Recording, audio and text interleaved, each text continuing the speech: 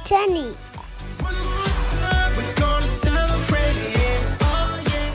Add and the subtract and the equal button.